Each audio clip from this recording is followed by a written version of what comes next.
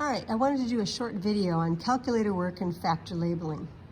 You'll be using your calculators a lot, and you want to start off knowing how to do these types of problems. And there's a couple shortcuts that you can do with our Casio calculators. The first thing is I'm going to talk about factor label. Remember, factor labeling, we're actually doing, we're multiplying a bunch of fractions together. So we're going to start with our known.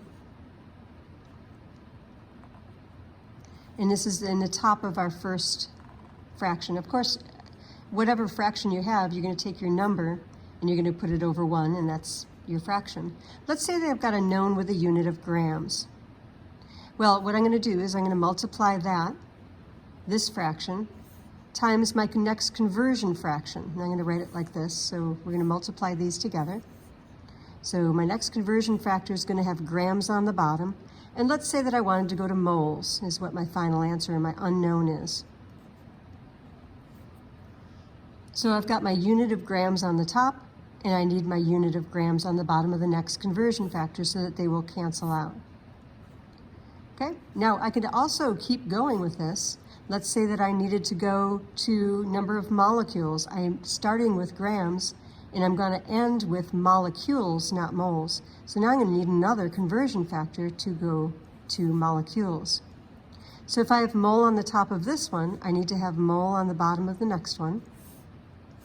And then let's say I'm going to end with molecules. So this unit is now canceling off. And I'm just going to multiply my numbers together. Let's put some numbers in here. So let's say I've got 4.3 grams in my known.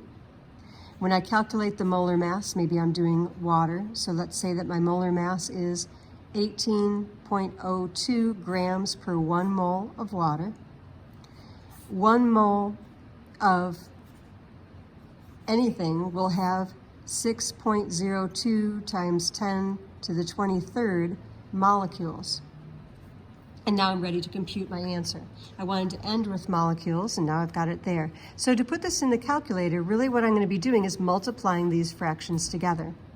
So I'm going to stop the video for a second, and I'm going to go ahead and grab a calculator so you can see how I actually enter this into the calculator. So now I've got my same problem I've been working on, and I'm going to enter my numbers in the calculator. Well, the first number I had was, I could either do it as fractions and do this. There's my, oops, got to turn it on first.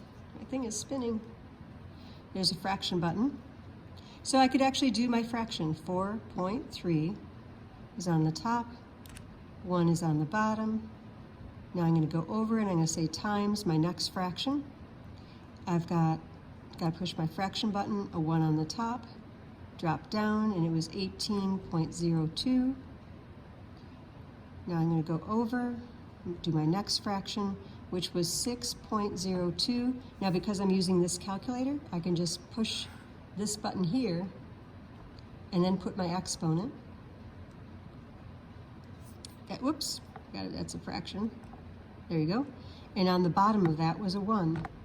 So now, scroll back through, you can see that I've actually put in my calculator all 3 of those fractions. So now I'm just going to press enter, and there's my answer.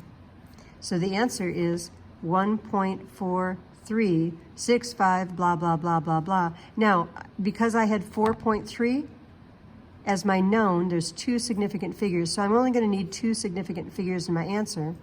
So here, decimal's present. Here's my first one, and there's my second one, followed by a 3, so this 4 is going to stay the same. So the answer I'd write down is 1.4 times 10 to the 23rd. That's part of the number. You need to be sure that you've got that in there. 1.4 times 10 to the 23rd. I'll shift this over. So scribble that one out. So that's how you could do it. Now the other way to write this out, which actually we can save ourselves some shortcuts here by, we do what's called the table method. So you put a table, and we're going to start off with the top of our table. We're going to put our known, 4.3 grams, and in this case we're pretending we're using water. So there's my first fraction. You can see it's the same. I don't even have to put the 1 in there. Now I'm going to do my next fraction. I've got 1 mole on the top, grams here, so I'm going to need grams on the bottom.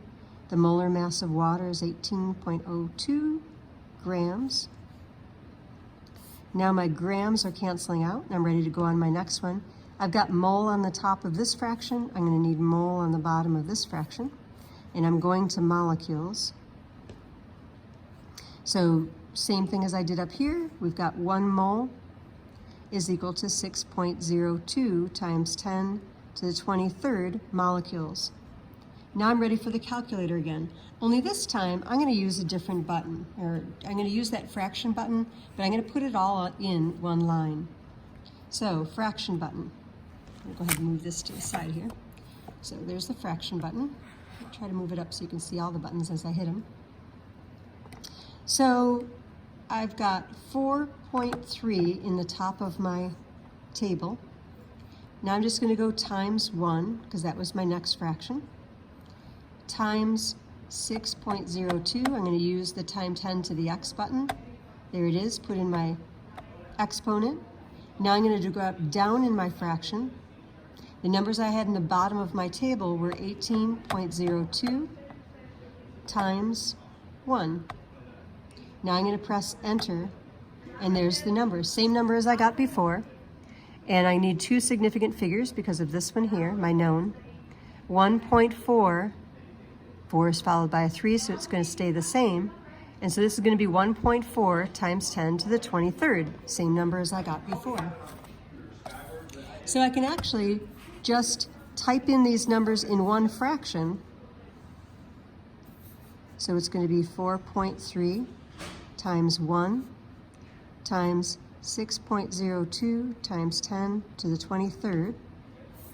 And then on the bottom of this, I had 18.02 times 1 equals 1.4 times 10 to the 23rd. And I got to label that, and that was going to be molecules. But doing it this way, using the fraction button, actually saves you quite a few button pushes. You want to be sure that you're using this times 10 to the x button, because that also means you don't need to do parentheses around your numbers. Well, I hope that helps. Now, this is also with the Casio FX115. ES Plus is what you'll usually find. And that's the calculator that you're going to need for chemistry, because it is awesome.